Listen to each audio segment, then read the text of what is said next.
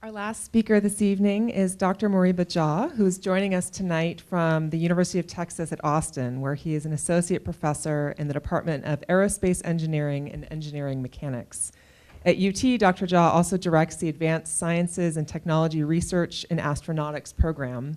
This program is focused on solving problems related to astrodynamics, such as space traffic, orbital safety, and long-term sustainability of space activities. Before these posts in Austin, Dr. K served as director of the Space Object Behavioral Sciences Initiative right here at the University of Arizona. A central focus of his work concerns the man-made debris that is orbiting Earth. Dr. K has worked to develop standards for identifying and classifying this debris and has promoted the necessity of regulating such space objects in order to manage the risks that they pose and ultimately ensure the long-term sustainability of space activity. Welcome.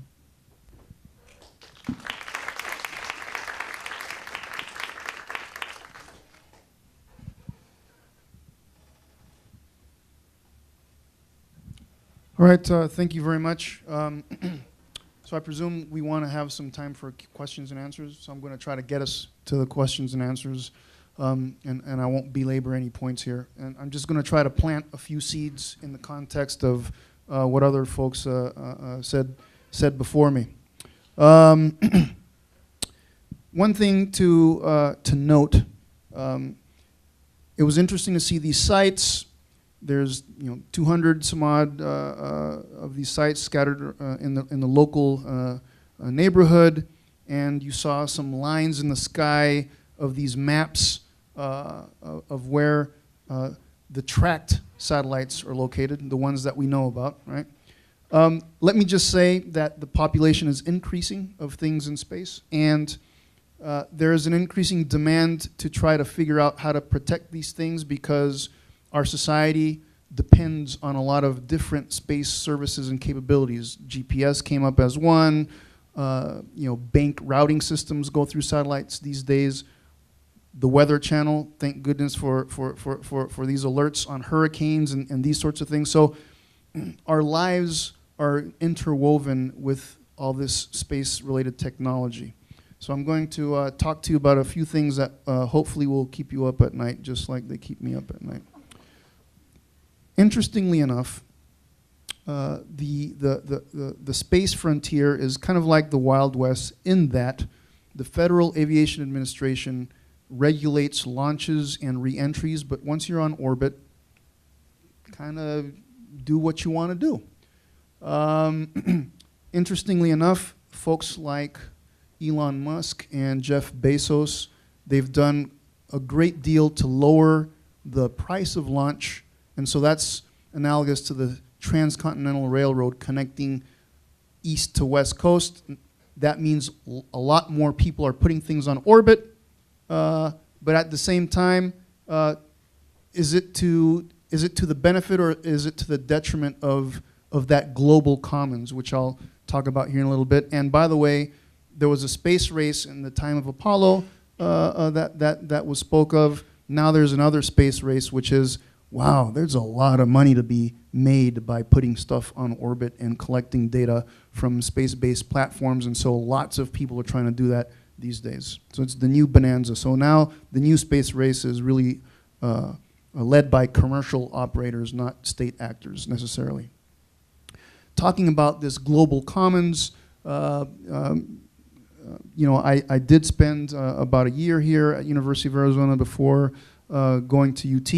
With this program, but while I was here, one of the people that I worked with is Brian Tenike, who's here in the audience, and this idea of we really focus on this idea of tragedy of the commons, meaning there are more and more actors in space, and unless they're thinking holistically, it could be to the detriment of everybody because nobody's like thinking, oh, well, if I maneuver my satellite, well, what does that mean 2 weeks from now when I cross paths with that satellite or this satellite? So those are the things that are happening, and everybody thinks it's somebody else's problem to take care of it. People can go to the United States and say, hey, US, you guys have a lot of stuff up there. Maybe you should clean it up. Well, I mean, we're not the only people up here. There's Russia, and there's... So everybody thinks it's somebody else's problem, and when it comes to investment in science and technology that can help mitigate or remediate the problem, It follows what I call the spray and pray model. Spray a bunch of funding on a wall and hope something sticks. Pray that there's a solution that works.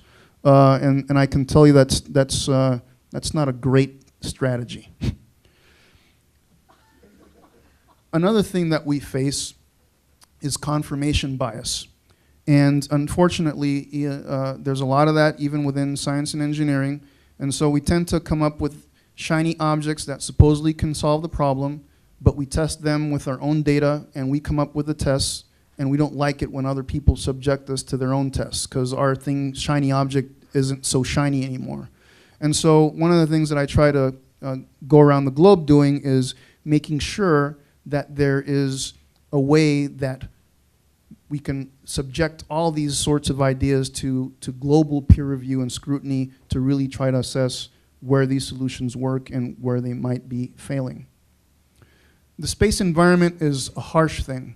We know somewhat how to operate in it, but it affects the way satellites operate, and it also affects the way satellites that don't operate anymore, how they move and behave in space. Interestingly enough, there was a big storm, Halloween of 2003, and it affected quite a few satellites. Back row, cover your left eye and read. No, I'm just joking. There's a lot of verbose things going on here, but needless to say that it could be confused whether or not a satellite experiences an anomaly because of a natural space environmental effect. Maybe the sun hiccuped and too many charged particles hit the satellite, or maybe somebody did thing nefarious to the satellite to make it not work anymore. And I can tell you, space piracy is a thing.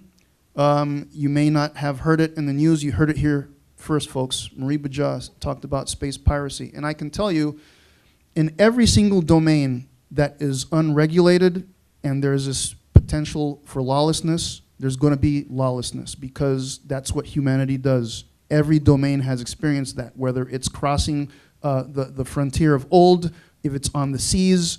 So you better believe that somebody already has had a satellite that has kind of affected or manipulated the signals of some other satellite. And with more people going on orbit and with more competition for making money, that's just going to become more prevalent. And there's no way to really monitor that or even assess or quantify that in any sort of rigorous manner. So, how many things are up there, really? So we saw all these grids, right? Part of what was shown on these grids is a population of about 23,000 things the size of a softball all the way up to a school bus. This plot here comes from NASA's Orbital Debris Program Office at Johnson Space Center in Houston, and that kind of burgundy line on the top shows you the growth of that population. Out of about 23,000 objects, about 1,500 of those work, and everything else is an archaeological site. Ha-ha! See? You see what I did there? All right. Anyway, so you can see this line growing. You can see two steps in that line. One of them happened in 2007 when the Chinese decided to blow up one of their own satellites in an orbit high enough to where those pieces aren't re-entering anytime soon. And then there was another collision between the Iridium and Cosmos satellites in 2009 that generated quite a few objects. So I say assumed space object population because NASA's Orbital Debris Program Office says, oh, there's like 500,000 of these things. And space debris objects greater than 1 millimeter. Guess raise your hand if you're tracking a millimeter size object in space. Exactly. And so it's hard to say that that's the population when you're not tracking these things. And so that's part of the iceberg, the orbital iceberg as I call it. All right, Astrodynamics 101, because I wanted to at least give you a little bit of astrodynamics education before you leave here, and then next time you play Trivial Pursuit, you can use this with your buddies, and I'm sure you're going to come out on top. So forces acting on objects in space. For one, you have Earth's gravity, and gravity is what I call an equal opportunity accelerator. It doesn't matter what your size or shape is or what you're made out of. Tell me where you're located, I'll tell you what your acceleration is due to gravity. So that's a pretty cool thing. Some guy, Isaac Newton, came up with some cool physics that describe that. Turns out the moon, which is so dearly loved by at least one person here in the room, exerts quite a few accelerations as well on objects. The sun does as well. I got to tell you, a lot of people don't think about the sun, but that's a biggie when it comes to gravity, it turns out. And I actually had a friend of mine make fun of me on a camping trip because I told him about solar gravity, and then he pulled out his lighter. He said, "Oh, Moriba, this guy's an idiot. See, he thinks fire has gravity." And I'm like, oh my goodness, there's no need to discuss anything with you ever again. Also, you have all these photons that are massless, but turns out that they exchange momentum with the surfaces of the spacecraft, and so those comprise non-gravitational forces experienced by the spacecraft. Things get hot, and they emit thermal radiation, and that also accelerates objects in space. The Earth is a nice reflector of sunlight, and so that also perturbs orbits, and heat coming off the Earth also perturbs orbits. And believe it or not, even the communications coming out of an antenna, that power wattage, because of Newton's third law, also impresses a force and a torque on the spacecraft. And of course, you have tidal effects as well. And you have, other planets and this thing that Einstein came up with called relativity, which we can save for later. All right, so solar pressure, just to kind of give you an idea. Again, things kind of photons bouncing off the spacecraft, resultant forces, thermal emissions, and so these things actually do affect orbits of satellites. So what about those 23,000 things, Moriba? Tell me some good news. Sorry, I don't have a whole lot of good news to tell you. I can tell you that everything that comprises that database of 23,000 objects that is maintained by the United States Department of Defense, all of those objects are modeled as cannonballs, what you see on the top. When in fact, they look a lot less like cannonballs and more like, dare I say, satellites. And so, because we model these things as spheres, we can't do a really great job predicting where these things are going, and so we can't form orbits on all the things that we detect. And so you might ask yourself, well, how good is the cannonball model? And I can tell you, let's see, it's good for about 23,000 objects. Now, there's at least one person in the room who's working to change the cannonball model. That's not me. It's Aaron Rosengren here in aerospace engineering. So Aaron's done some great work there, not just because he was one of my research students and not just because I was on his PhD committee. That has nothing to do with it. He's a good guy doing good work. Okay, moving on.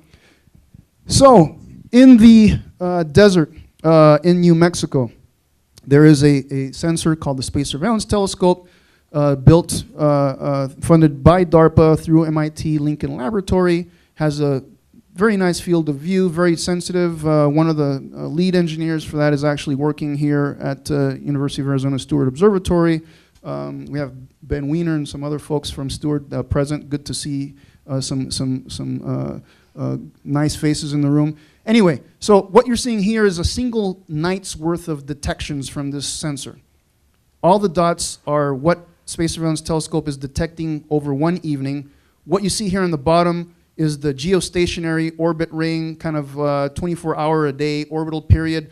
When you saw the images of all these grids, you saw that there was some density. There were some of these grids that were kind of lines very tightly coupled. Those lines belong to things in the geostationary ring, okay? Because I was able to read the labels and I recognized those names. Because I should, right? Because I'm an astrodynamicist.